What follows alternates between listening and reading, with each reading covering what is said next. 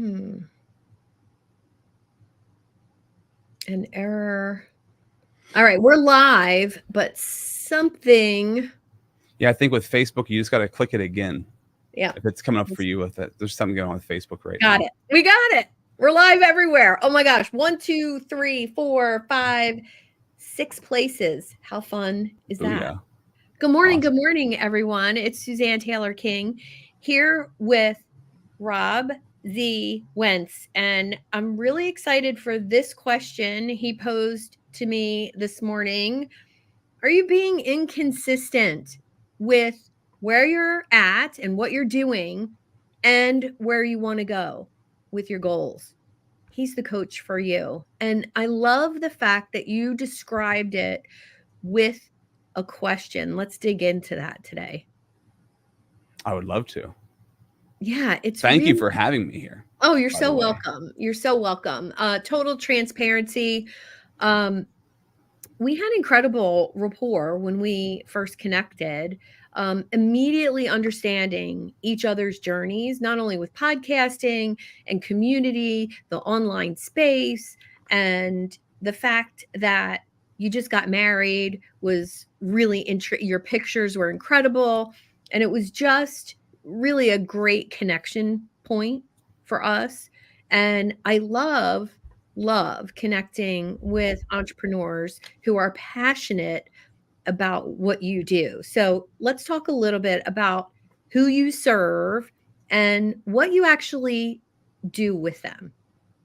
I would love to. Thank you, Suzanne, You're for the so welcome. wonderful introduction. So, as Yeah. far as who I serve, I love this is something that I've had this conversation so many times. It's like pick a niche, pick who's the niche, who's the person you're supposed to be working with. I have always seen like who am I supposed to be working with it was me, the version of me like 7 years ago who's Yeah. trying to figure out their entrepreneur journey, right? As far as an individual, figuring out my own self leadership. So the self leadership leading into how do I lead a team? If I can't lead myself, I can't lead a team. And then how do I become the expert at what I do, the expert in my field? So when I'm working with somebody or working with a team, I'm always just looking for the essence of there's this desire for more. Like they are somewhere in their life right now, but they know they're destined for more in their life or their business. And that could mean many different things, right? But there's that feeling and that drive, like I know I need to get somewhere. I know I need to have this breakthrough. Yes. And I can't seem to figure out like how do I make this breakthrough happen, right? So when it comes down to like the thing that I love to do, it's understanding breakthrough strategies and how to help somebody by creating a climate and an environment that creates a breakthrough for them. And that can mean so many different things in so many different aspects of life. But if I can help you find that breakthrough, that's what I want to do. And that's what I would love to do because I love doing that for myself because it just gives you so much freedom in your life. And well, boiling it down to one person is impossible because I just love helping people do that. It is. And we could have a whole hour-long discussion on, to niche or not to niche, right? But what I want to pull out of what or how to say it, is it niche or niche? Also, I don't know. Niche reminds me of itch, so I always say niche. I took French in high school, so that's kind of where I go. Okay. Not that it matters. What I want to pull out is the fact that self-awareness, you had to be aware of your own journey in order to break that down. What does it look like in order to help other people? Say a little bit about that. I've always felt like I was way too self-aware, right? So I've always felt growing up like, could I just not be as aware as I am of myself? It would be great. It would be great to be delusional. Switch? You can kind of turn off or something. Gosh, I would just love to be totally unaware of me. It would be such a freedom sometimes. Although everything's a gift and a curse, right? So throughout my life, that really seemed like a curse.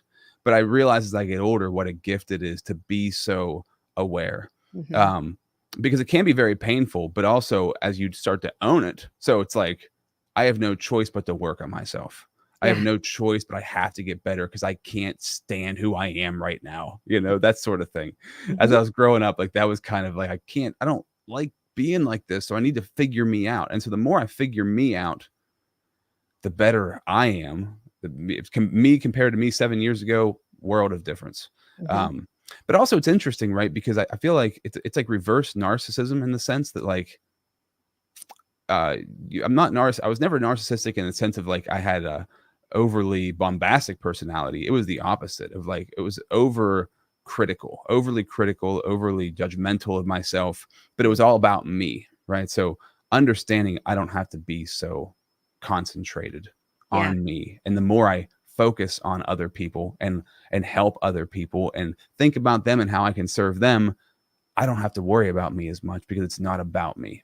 And Mm. so, speaking to what your question was, is kind of that like, how do we get past ourselves and how do we turn our life into a life of service? So, I have two things that I like to say that I do: I serve people and I prepare to serve people. Those are the two things I do. So, if That's I'm good. serving somebody, if I'm with somebody, then I'm serving them. And if Mhm. I'm not with anybody, then I should be spending my time preparing to serve them. And that looks like bettering myself, becoming a better human being, and learning, growing, connecting, right? And as I'm doing those things, that's going to prepare me to be able to serve people better. But if I'm stuck in my head all day long, then I'm not helping anybody. Nobody's benefiting from that. Yeah.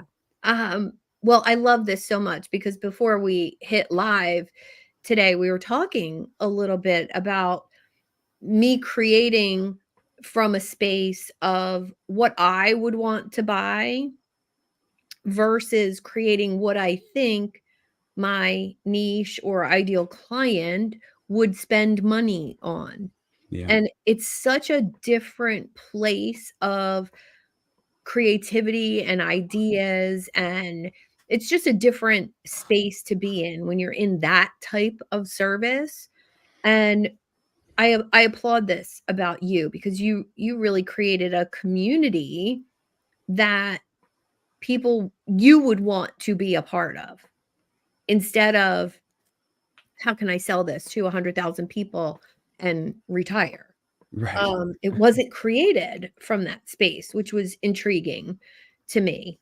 But let's go back to the self-awareness piece. You said you always had it, you developed it, you became more aware of it, and not from that critical, Rob, you're bad space, but from the how can I learn from this, grow, and use that to serve other people? Mm. When, I think when you're so stuck in yourself, Mhm. I couldn't stand it. I just couldn't stand always being concerned about me. It would just Yeah. drive me nuts. So how did I have to create past that? Mhm. What did I have to do? Is I didn't know what else to do. I didn't know, who am I supposed to be learning from? How am I supposed to figure this thing out? Because I didn't have anybody like in my life who could necessarily speak to that. And I didn't even know how to say it. Right. Right. So I'm just going to take you on a little journey, I guess, is what we'll do. Okay. I spent 20 years in radio broadcasting, right? So most of my life was spent in radio broadcasting, talking to nobody and everybody all at once. I couldn't see anybody. Nobody's in front of me, but I'm just talking into a microphone. You do have a great voice for radio, Oh, I will thank you. say. Yeah. And people say I have a great face also for radio. I've heard that before. I love that uh, joke, by the way. oh, it never gets old. It's such an easy one. Yeah. It's a softball layup. Yeah. Yeah. So in radio, this was always my struggle, was like there was a version of me inside of me that I didn't know how to get out. Right. So Mm. I did not know how to get this person out of me. And it was like the person that is I am now is this person that was like in here that I didn't know how to do. And so for many years, it's like I was faking it throughout my life of like I was trying to be what I felt like I was supposed to be instead of just being myself. And I'm still learning how to just be myself. Um, but my ex-wife at one point said during my while I was in radio, she's like, when you talk to people on the phone when you're on the radio, you sound like Rob. But when you're just talking on the radio, you turn on like this radio voice and you start talking like this. It's called puking in radio. That's called puking. Oh, okay. I was like this puker, and then I was like, oh wow, that's interesting. So I'd listen back to myself and I'd hear well, yeah, when I talk to people, I'm just talking to them. But when it's just me, I put on this show. Interesting. Yeah. And so, and I'm actually kind of like having a revelation right now. So as I would do this in my own personal life, when I focused on other people, I was more of myself. When I was stuck just with me, I was like putting on this character of who I thought I was supposed to be. Right. So as halfway through my radio career, it like clicked and I was like, oh, I can just be me. And then as I started being me, people actually liked me. And like everything started to get better. My audience grew, my position grew, my financial situation grew. Everything started getting better. And I started to really excel at what I was doing. And I was like, oh, that's really cool. I can just be me and people seem to like that. And so like what a shocker. Mhm. And so then it started, so that correlates with like, well, so the more I get outside of myself and the more I start to just serve people and focus on them and build those relationships, then people like that. They naturally like that. But when I'm stuck in just my nonsense, Mhm. nobody likes that. Nobody wants to be around me, including myself. And I think so many people could probably relate to that situation of being incongruent with this person that's in you that like you, it's talking to you all the time. Mhm. That incongruency is talking to you all the time. Like you should be doing this, but you're doing this. Paul says it in the Bible. He says, um, I want to do the things that I know are right, but I don't do them. And I don't want Yeah. to do the things that are wrong, but I keep doing them. And this is like a Yeah. struggle with humanity. This is our struggle. And it has been forever, It's forever. It's been the struggle. I'm a big Yeah. fan of Stoic philosophy, and what you're describing is, I call myself a eudaimonologist because of exactly what we're talking about. A eudaimonologist. What does Yeah. that mean? So your daimon is what you explained as that inner best version of you that wants to get out. And what prevents it from getting out is your demon, that negative voice in your head that's saying, you should be doing this. You're not good enough. You're not smart enough. You're not good looking enough. You're too old. Ooh. Yeah.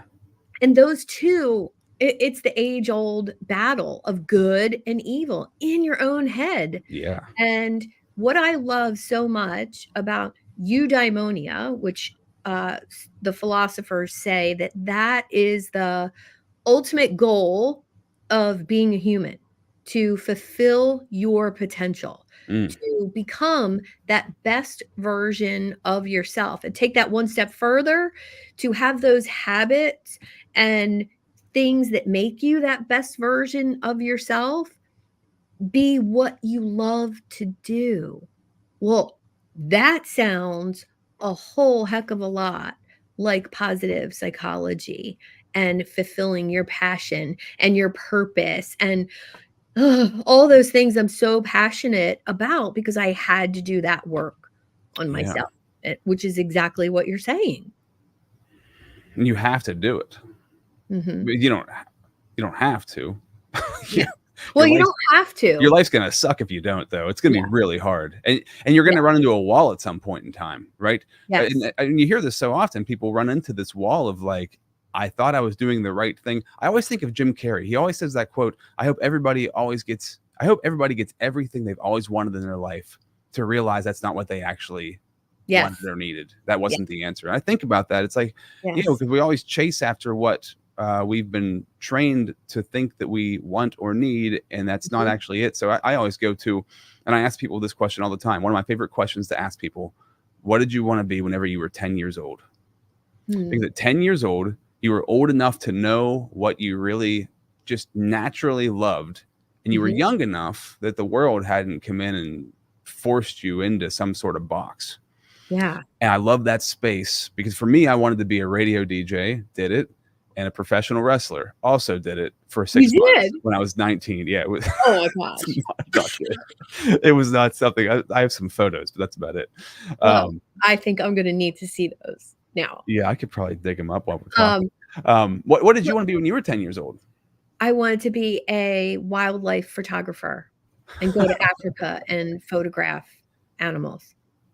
Okay, did you ever do it in any way, shape, or No, form? and so much so that I stopped taking pictures. I literally stopped until my son was born, and we're talking he wasn't born till I was 41.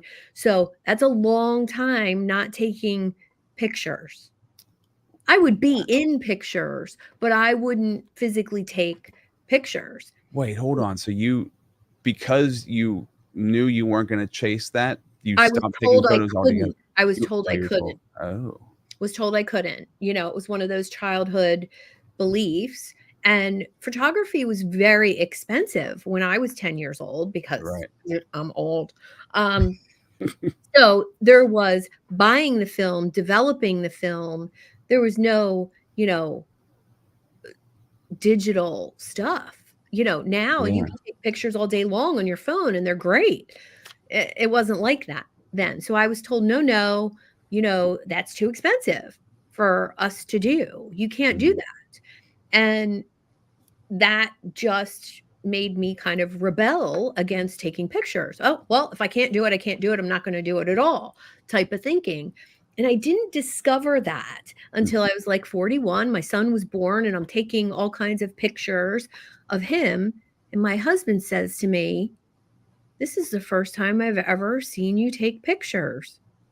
And I was like, "Oh, wonder where that's from."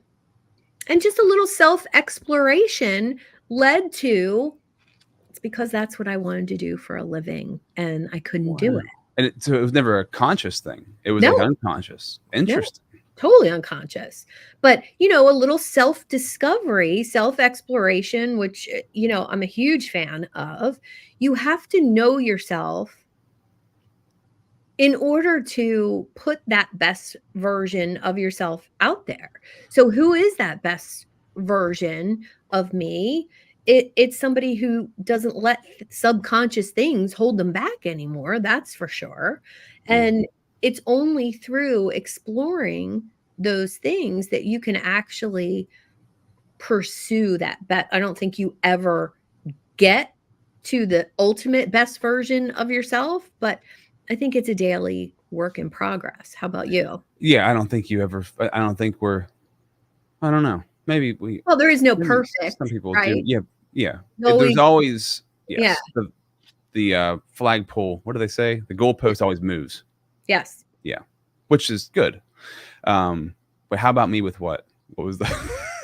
How about you with the idea of, being willing to do that self exploration, being willing to push the goalpost a little bit to continually, 1% better each day.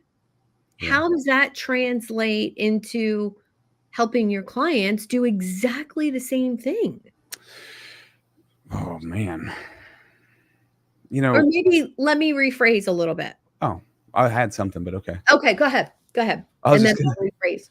I was just gonna say, whenever I left radio 7 years ago and started a digital marketing company. And I knew that I had to like create something on my own. And then while I had the digital marketing company, then I got certified in coaching.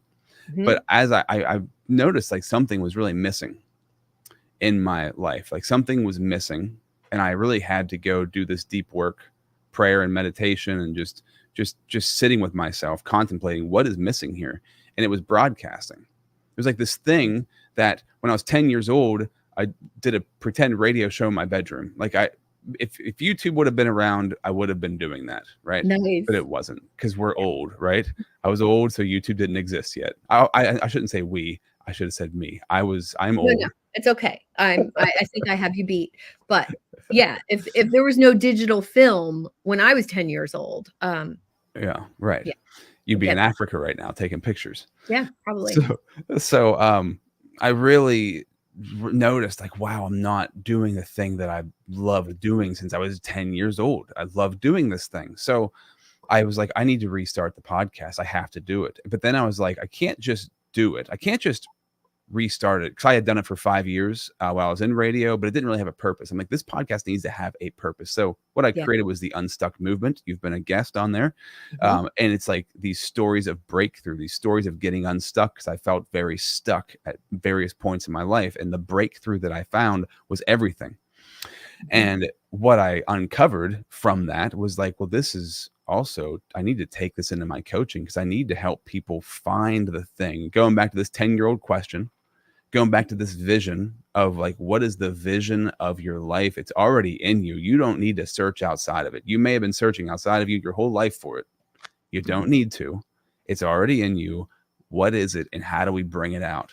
And let's and that might be like you said about photography in Africa, but there could be an essence of that thing that Mhm. you've carried over into what you do now. So one of the big things I love to help people realize is like, okay, there's an essence of this me that I need to bring out into the world.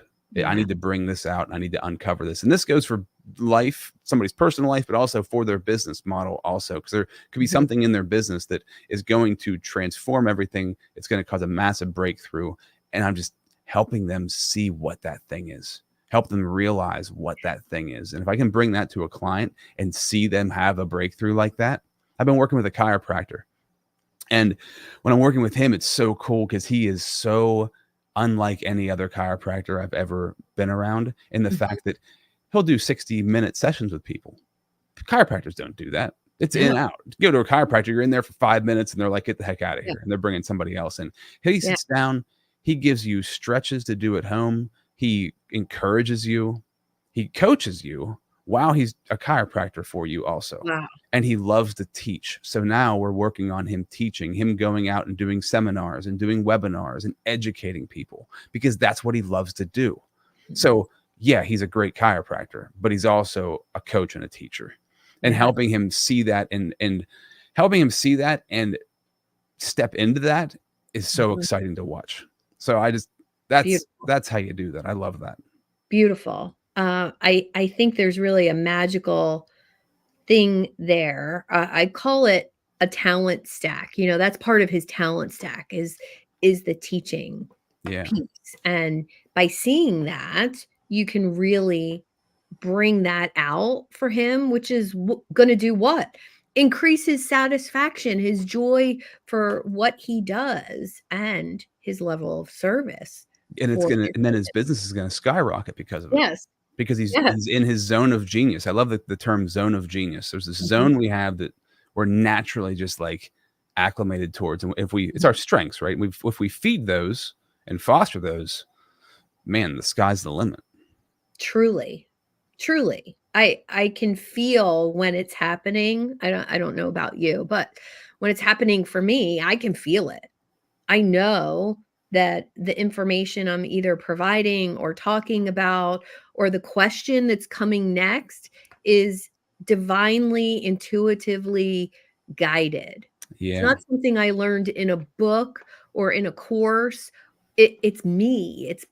It's part of me because of the work I've done on myself. Yeah, exactly. And it's happening. So right now it's happening for me in this conversation because this is where I am supposed to be. And I know that Mhm. I start to buzz. So I'm buzzing Yeah. right now. I can Uh-huh. just, it feels like I drank too much coffee is what it Oh, feels like, well, I love that feeling but not personally. too much. Like it's, when you drink too much, then my stomach starts to get a little upset. Personally, I love that feeling. Gonna say, my with my bucket of coffee. Um, well, I love one, it's rare to, I'm just gonna say it. It's rare to have a guy, a man who is that in tune with the mind-body connection. Hmm. This is what stood out about you, and I'm not realizing it until now, is the fact that you are so connected, mind, body, spirit, purpose type person. Mhm. That is magnetizing. That is so attractive. Totally not hitting on you right now, by the way. Yeah, I Um, know. this is this I know what you is mean. this is why people want to talk to you. It's why people wanna talk to me. It's like this. I'm working on a webinar right now called the Charisma Code, and Mm, what actually goes into having that energizing presence And it's because you're connected to yourself, you know your purpose, you're living your purpose, you're doing the thing that you help other people do. Yeah. Thank you. I received that, You're Suzanne. welcome. Thank you so much. You're That was welcome. so nice of you to say. You're welcome. Yeah, that just kind of came to me like, oh, that's why. That's why I felt connected to you. Mm, Maybe that's why you felt connected to me and why we hit it off and why, you know, there's something there in the future, mhm. right? Relationships are so intriguing to me in the online space. How you can tell that you're connected to somebody like that. Um, and It is really fascinating, right? Because, we've never met in person. yeah, You don't have to yeah, actually meet in person. That's the thing I find so exciting about, mhm, Zoom yeah, is I can't really tell over, like, if you're messaging somebody on Facebook, like, my wife mhm. and I were watching Catfish last night, which is such a hilariously stupid show. It's so dumb, Uh-huh, and I feel bad for the people on there. Half of me feels like it's fake, and half of me is uh-huh, like, if it's fake, they're really good actors. I can't tell. mhm. But anyways, the point is that, I could never, like, fall in love with somebody over Facebook Messenger or something, and these people Yeah, fall in love over text. I'm just like, yes, "How does this happen?" But, um, mhm, mhm, but when you meet somebody online and you actually talk to them, I don't have to ever meet the person in person, which would be nice, but you yeah, can have just as much, and I tell people this all the time, you can have just as much of a bond and connection with somebody virtually than you can in person. I absolutely. feel that way. Some people feel that's not possible, but I think it's totally possible. I do It too. would be better. It will increase in person, but Mhm, it can be very strong yeah, virtually. yeah, and I think when I expanded, to working with clients virtually in this way, because my coaching practice was all in person when I started, and I think I had my first couple clients on Skype, before Zoom was a thing, Mhm. and it felt weird to me. It was definitely something you had to get used to. Plus the connection wasn't as good as Zoom and, the technology just wasn't as good, Yeah. but it allowed me to have my first international client, and it was a woman from South Africa, and we immediately had this incredible connection. And that opened up a world of possibility for me as a coach, as a community leader. Oh, I don't have to stay in my little 100-mile bubble. I can expand. And that was really exciting back then. That is for me, it's everything because I Mm, don't work with anybody in my area right now. Everybody's outside of my area. The closest person is like 40 minutes away, mhm. but everybody else is out different states all over the place. You know what I Yeah, mean? So it, and the pandemic, as you know, there's a gift and a curse and everything. What a gift yeah. it was in the pandemic that this technology became such a forefront for everybody, and everybody was forced to learn how to use it, Mm, right? Because even if say if Zoom was really say if we had great quality high speed internet, which we did in 2019, right?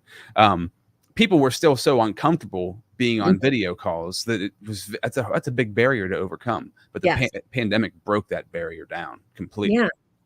Yeah. I always find it interesting. Um, my husband, works remotely for a very large company, and every time I walk into his office and he's in a meeting, not a single person is on camera. Right. And my question is always, how do you know the people that you work with? And he's like, it doesn't matter. I'm like, I'm like personally offended. Like, oh my God, it matters. It matters so much. Yeah. And it's just not part of their company culture to encourage that, which I find fascinating. Seems In doesn't seem like a good culture, but I could be wrong. I could be wrong too, but it's fascinating to me that you could work with a team of people remotely and not ever see them. Yeah. You would need to see at least every once in a while to get to know the person, right? I think so. I Past think that, like if I once I get to know somebody, like some of the people that I do coaching with, we don't turn our cameras on. so. And Mhm. it's actually relieving because I don't have to stare at a screen.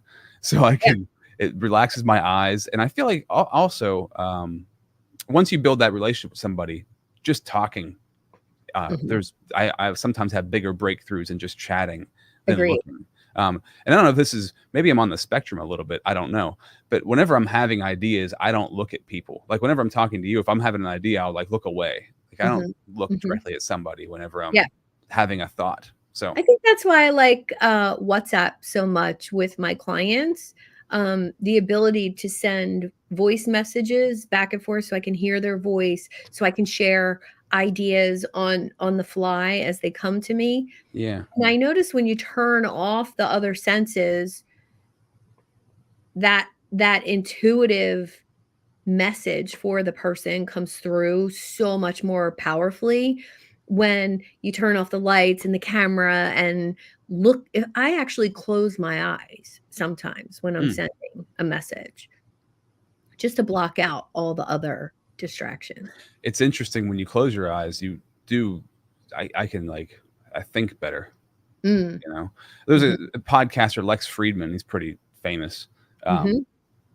and when he's talking, he'll like say something with his eyes closed. And I'm like, that's what I should just start doing that too. Cause I feel like he has these amazing thoughts because his eyes are closed. Mm. Like, you know how when you say, "Mm," and you're really resonating with something somebody says, your eyes close Yeah. immediately.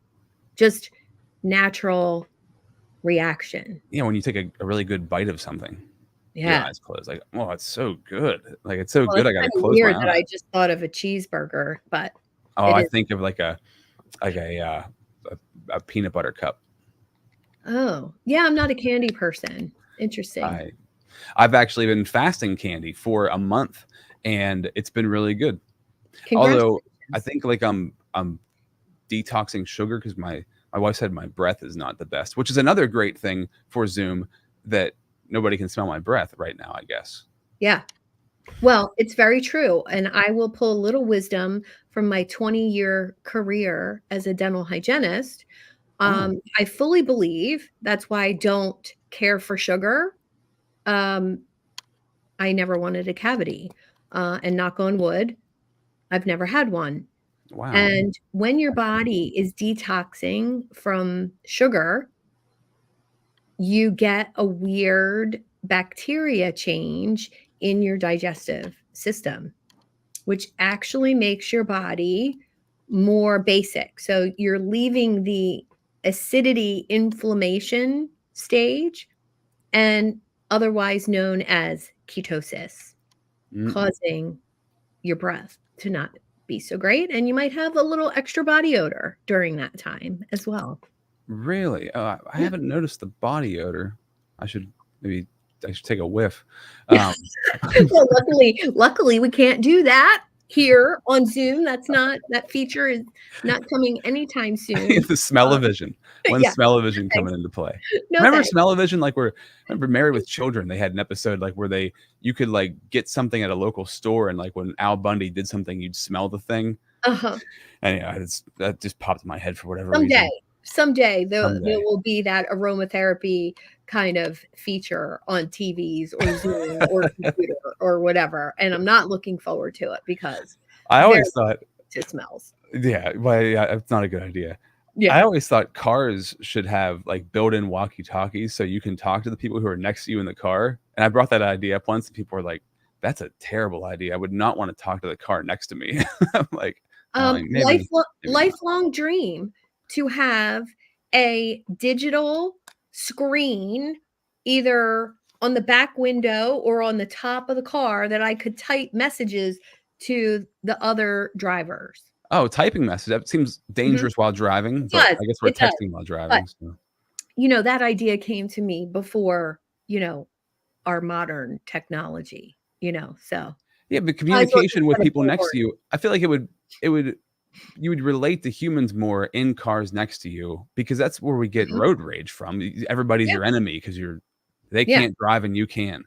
Yeah. It would break down that barrier. But then again, you'd probably hear a lot of things you don't want to hear. Absolutely. Absolutely. It's reminding me of Jerry Seinfeld's show for a while, Comedians in comedian cars in getting cars getting coffee. coffee or something. Yeah. It was Yeah. really good. Good show. Yeah. All right, let's wrap this up, my friend, Okay. because God knows where we'll end up 3 I don't know hours. where it's going. Yeah. How can our listeners get in touch with you? Where can they find you? The best place to do it is my website, leadimpacttransform.com. And if you're on Facebook, just Rob Z Wentz on Facebook or LinkedIn. You can DM me there if you want to just say hi. Awesome. Well, I will have all your contact information in the show notes, in the comments, on all of the platforms that we're streaming live: Facebook, LinkedIn, and YouTube. And thank you so much for having this incredible conversation, from eudaimonology to sugar to bad breath to body odor to cars. And I just look forward to more conversations with you, and keep up the good work you're putting out into the world. Thank you. Same to you, Suzanne. Thank you so Well, much. This was wonderful. you're welcome.